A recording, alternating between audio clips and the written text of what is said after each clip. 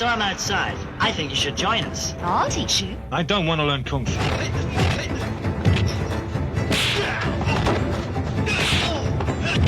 We're in charge, and you'll do what you're told. Damn him. I never wanted to learn Kung Fu. I'll train till I know how to fight. You've improved. I've something to give you. Fist of Fury.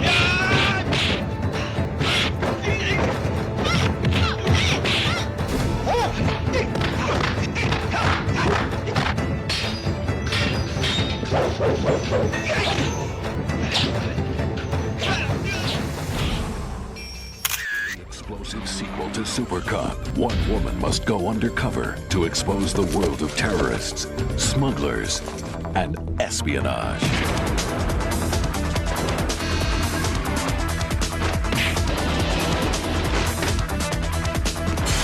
From the director of Rumble in the Bronx comes the non-stop adventure thriller with the hottest action heroine, Michelle Yeoh, and Jackie Chan, as you've never seen him before.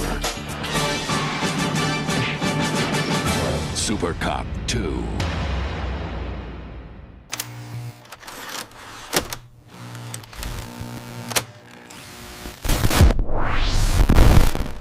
Picture this. The year is 1981.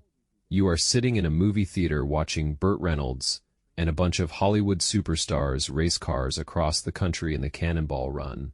The laughs are coming fast, the action is wild, and then suddenly, from out of nowhere, this compact guy with a huge smile jumps into frame, throws a flurry of kicks so fast your eyes can barely track them, and completely hijacks the entire scene in about 45 seconds flat. Half the audience had no idea who he was. The other half went absolutely crazy. That guy was Jackie Chan.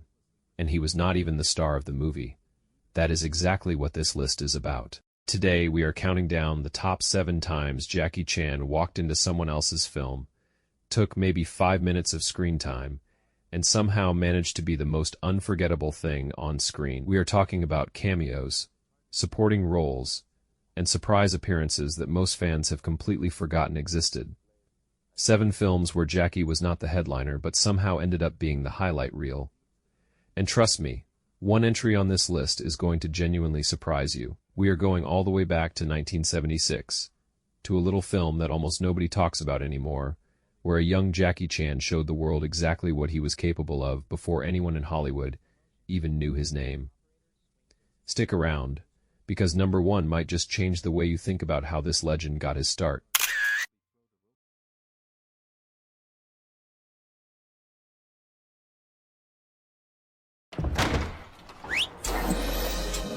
He turns on with a whistle. It was going to be a clap, but I feel my hands are put to far better use working on this. A machine that will allow a man to fly. Please don't do that. Inventor Phileas Fogg was a dreamer. By my calculations, I could travel around the world in 80 days. But nobody believed in him. Well then, Fogg, a wager. If you cannot, you must never invent again. I'll take your wager! We're going to stop Fogg by any means necessary! A man who has always lived life by the book You really believe we can succeed? Yes. has 80 days to prove just how far his imagination can take him. We will make history! Or we will die trying! Very impressive. I'd have let go by now. Now, Your journey ends here. he'll have to face his fears. This is what happens when you leave your home. I got that! You meet people.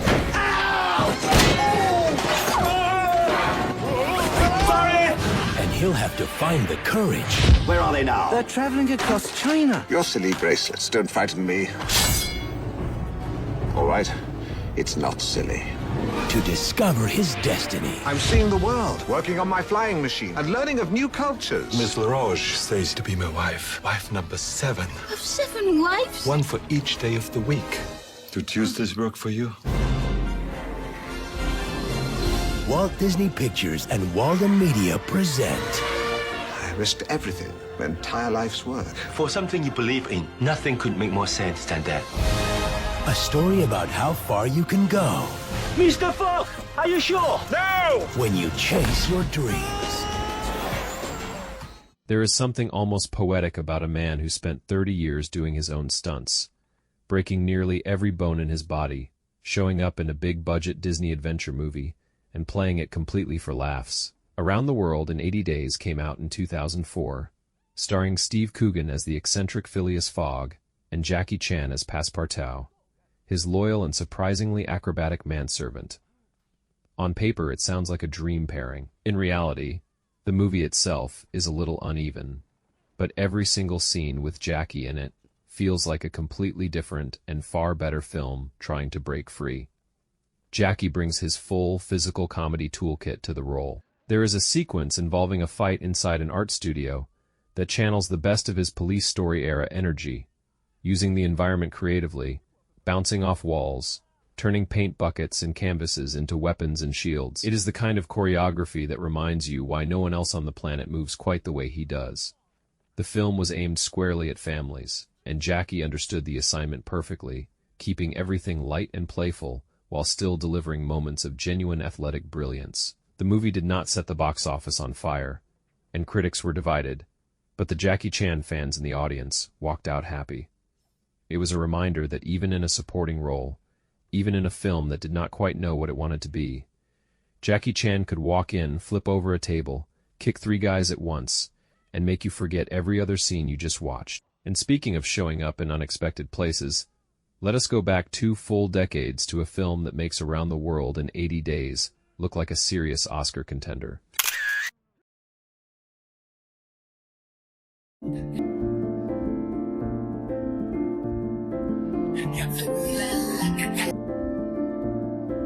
If you have never seen Fantasy Mission Force, congratulations.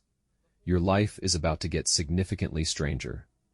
This 1983 Hong Kong production is one of the most wonderfully bizarre films ever committed to celluloid. The plot involves a group of misfit soldiers on a mission to rescue Allied generals kidnapped during World War II, and it somehow manages to include Scottish warriors in kilts, vampires, and a chase scene involving Amazon women in a booby-trapped mansion. Jackie Chan appears in the film for maybe 10 minutes total, plays a slick and charming rogue named Sammy, gets into a couple of genuinely entertaining fights, and then essentially vanishes from the story, like he remembered he had somewhere better to be. The reason Jackie was in this film at all comes down to a complicated contractual obligation he had with producer Jimmy Wong Yu, a martial arts legend who had helped Jackie early in his career. Jackie owed him a favor, showed up, did his scenes, threw some kicks that are honestly better than anything else in the movie, and collected his paycheck.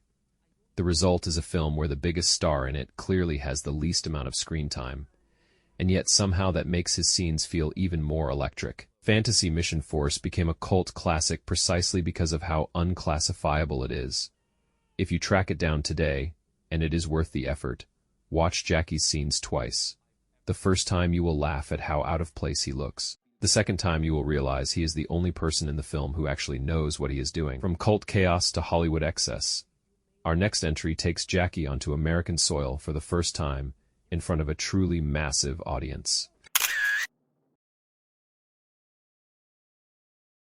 At last comes the motion picture from the greatest book of traffic citations ever written, Cannonball Run 2. Pardon me, sir. I'd like to see your license, if I might. You want cars? Cannonball! Cannonball! Cannonball! You want curves? Down and dirty. You got it!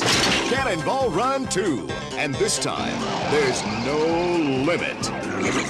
No limit to the lunacy. No limit to the chaos. What could go wrong? No limit to the stars. Burt Reynolds. What a guy. Dom DeLuise. What a team. Dean Martin. Sammy Davis Jr. Jamie Farr. Mary Lou Henner. Telly Savalas. Shirley MacLaine. Susan Anton. Catherine Bach. Jackie Chan. Richard Keel. Don Knotts. Ricardo Montalban. Jim Neighbors. Charles Nelson Riley. Joe Theismann. Abe Vigoda. Frank Sinatra. They've made the run that couldn't be done. We're here to help you win! Cannonball Run 2. The original Cannonball Run in 1981 introduced American audiences to Jackie Chan in a supporting role that had people asking each other in parking lots after the show who that incredible guy was. The sequel in 1984 brought him back, gave him a little more screen time, a little more personality, and surrounded him with an even more absurd cast of Hollywood veterans, including Frank Sinatra, Shirley MacLaine, and Dean Martin. The premise is the same: a completely illegal cross-country road race, with every imaginable form of chaos thrown in. And Jackie plays his role with the kind of enthusiastic energy that makes you wish the whole movie just followed him instead. The fight scenes in Cannonball Run 2 are brief but sharp. Jackie gets an extended sequence near the end that lets him stretch his legs a little, working through a group of opponents with that trademark combination of speed, improvisation, and genuine physical joy that no stunt double could ever replicate. You can feel him holding back slightly, calibrating for an American audience that was still getting used to what Hong Kong action cinema looked like at full speed. What makes this entry fascinating in hindsight is the context. By 1984, Jackie Chan was already a genuine superstar across Asia. He was selling out theaters from Tokyo to Singapore, and here he was, playing a supporting role in a Burt Reynolds comedy, waiting patiently for the American market to catch up to what the rest of the world already knew. It took another 14 years and rush hour to make that happen. Patience, apparently, is also a martial art. Before we get to the top 4, let us travel back even further to one of the most unhinged films of the decade.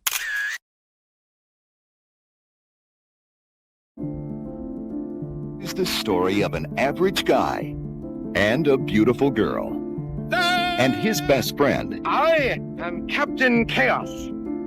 Been a cop long? Travels. And a family doctor. Holy sh! Come on right here. And how they all set out one day in an ambulance from New York to California at 150 miles per hour. But they aren't the only ones. Because this is the Cannonball Run, America's illegal Grand Prix.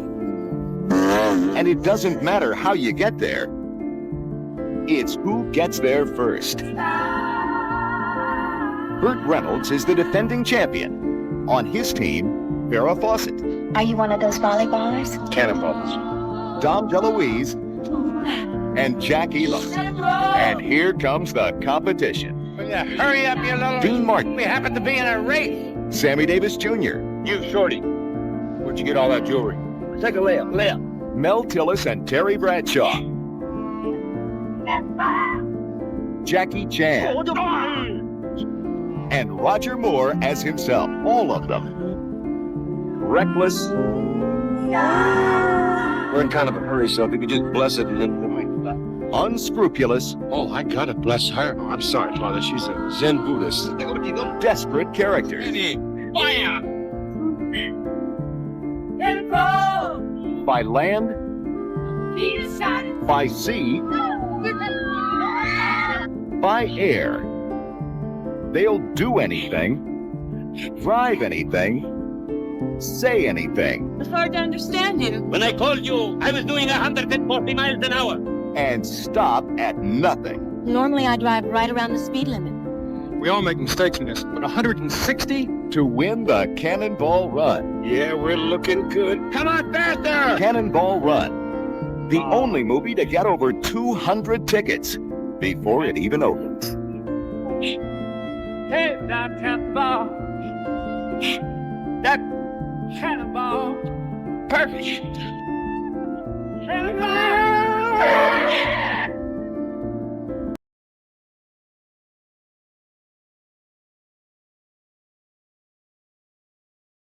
Before the sequel, there was the original. The Cannonball Run landed in theaters in the summer of 1981 and became one of the highest-grossing films of the year entirely on the strength of its star, studded cast, and its complete refusal to take itself seriously for even a single frame. Burt Reynolds, Roger Moore, Fawcett, Dean Martin, Sammy Davis Jr., and somewhere in the middle of all that Hollywood royalty, a young Jackie Chan playing a Japanese racing driver with a gadget, filled Mitsubishi, and a partner played by Michael Hui. Jackie's screen time is genuinely limited here, probably less than 8 minutes total across the whole film. But the moments he gets are memorable. There is a brief but dazzling fight sequence that stops the movie cold. The kind of 30-second burst of controlled chaos that leaves audiences blinking and wondering if they actually just saw what they think they saw. Director Hal Needham reportedly had no idea just how good Jackie was until he watched the footage back and started asking everyone around him why this guy was not already a massive star. For American audiences in 1981, The Cannonball Run was genuinely many people's first exposure to Jackie Chan. They had no frame of reference for what they were watching. They did not know about the young master or Dragon Lord, or the insane physical dedication behind every single move. They just knew that for about 30 seconds someone appeared on their screen and did something that did not seem physically possible without wires or camera tricks. There were no wires. There were no tricks. That was just Jackie. Now we step into very different territory. Our next entry is a film that most Western fans have never even heard of.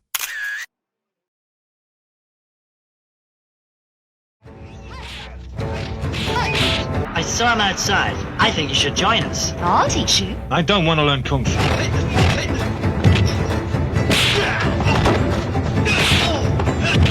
We're in charge, and you'll do what you're told.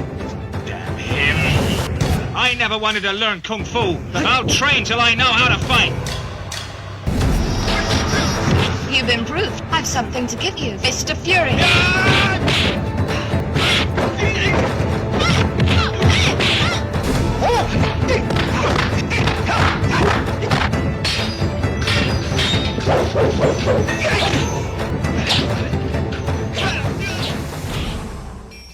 Long before Hollywood knew his name, long before Police Story and Armor of God turned him into the biggest action star in Asia, there was a 22-year-old Jackie Chan trying to step out of a very long shadow.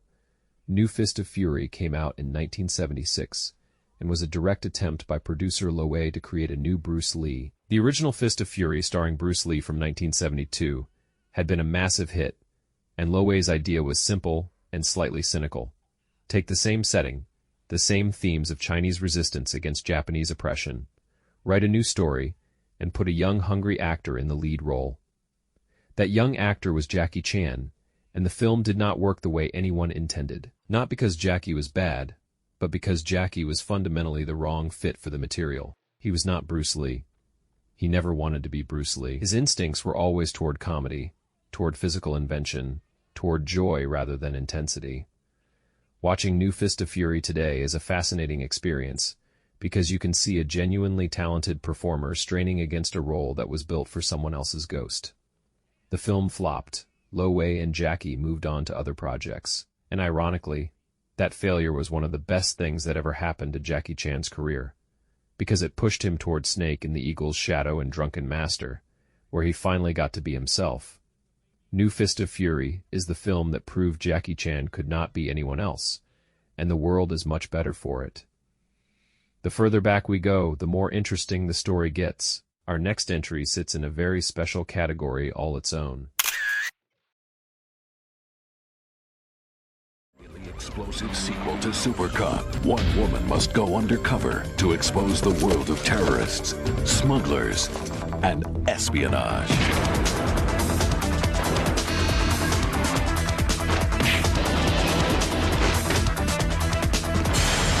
Director of Rumble in the Bronx comes the non-stop adventure thriller with the hottest action heroine, Michelle Yeoh, and Jackie Chan, as you've never seen him before. Super Cop 2. Most people who loved Police Story 3, Super Cop, remember it as a Jackie Chan film. Technically it is. But the 1993 sequel, Super Cop 2, flipped the dynamic entirely. This time, the film centers on Inspector Jessica Yang, played by Michelle Yeoh, reprising her role from the previous film as the tough, brilliant, and extraordinarily capable mainland Chinese police officer. Jackie Chan appears in the film as a cameo, showing up briefly to lend some star power and connect the two stories. But make no mistake, this is Michelle Yeoh's movie from start to finish. What makes Super Cop 2 worth talking about in the context of this list is what it represents. By 1993, Michelle Yeoh was already considered one of the most physically gifted action performers in Hong Kong cinema. The decision to give her a full leading vehicle, while having Jackie step back into a supporting cameo, was bold for its time, and the film rewards that confidence completely. Yeoh carries every action sequence with authority, handles the dramatic material with genuine depth, and delivers a performance that should have launched her to global stardom a full decade before Crouching Tiger, Hidden Dragon finally did. Jackie's cameo is warm and fun, and feels like a genuine passing of the torch from one generation of Hong Kong action cinema to the next. He shows up, reminds you he is charming, and then steps aside so Michelle can do her thing. It is generous, self-aware, and honestly kind of wonderful. Not many superstars are secure enough to be the second best thing in their own franchise. And now we arrive at number 1. A film from 1976 that almost nobody in the West has ever seen, featuring a performance that predicted everything that was coming. In a story centered entirely around family life, generational conflict, and the changing social fabric of Hong Kong in the mid-70s. There is no martial arts. There are no stunts. There is just a 21-year-old performer working through dramatic scenes with real actors and holding his own completely. What makes All in the Family genuinely remarkable as a piece of Jackie Chan history is how natural he is on screen. The physical gifts are always going to be there. Everyone who worked with him knew that from day one. What surprised people was the ease, the comfort in front of the camera, the ability to listen to other actors, react honestly, and find the humor and the humanity in small, quiet moments without throwing a single punch. Most Jackie Chan documentaries skip this film entirely. Most fan compilations do not include it. You will not find it discussed on the big martial arts forums or the YouTube retrospectives that dissect every frame of Police Story. It exists in a kind of historical gap, too early to be part of the legend, too interesting to be completely forgotten. Tracking it down today requires some effort, but for anyone who wants to understand how Jackie Chan became Jackie Chan, All in the Family is the beginning of the story that most people never knew existed. So there you have it. 7 times Jackie Chan walked into someone else's film, picked up a supporting role or a cameo, and somehow became the most interesting thing on screen. From a forgotten 1975 drama that almost nobody has seen, all the way to a 2004 Disney adventure that most people remember for entirely the wrong reasons. This man has never once wasted a single frame of screen time. It did not matter if he had 40 minutes or 40 seconds. The result was always the same. What this list really tells us, when you step back and look at it whole, is something about the nature of real talent. Jackie Chan did not need to be the star to be the standout. He did not need top billing to own the room. In an era when Hollywood was still figuring out what to do with him, when American producers looked at him and saw a novelty rather than a phenomenon, he just kept showing up, kept working, kept throwing himself through windows and off buildings and into history. The question I want to leave you with today is this: which Jackie Chan supporting role or cameo do you think belongs on this list that did not make the cut? There are a few we did not cover today that hardcore fans are probably already typing about in the comments, and I want to hear which ones matter most to you. If this list brought back any memories, hit that like button. If you want more deep dives into the overlooked corners of martial arts cinema history, the hidden gems and forgotten legends and VHS classics that time almost buried, subscribe and make sure the bell is on so you never miss a video, and drop a comment below telling me your favorite Jackie Chan moment, starring role or not, because the best conversations always happen down there. Next time we are going somewhere very different. Same era, completely different world. Stay ready.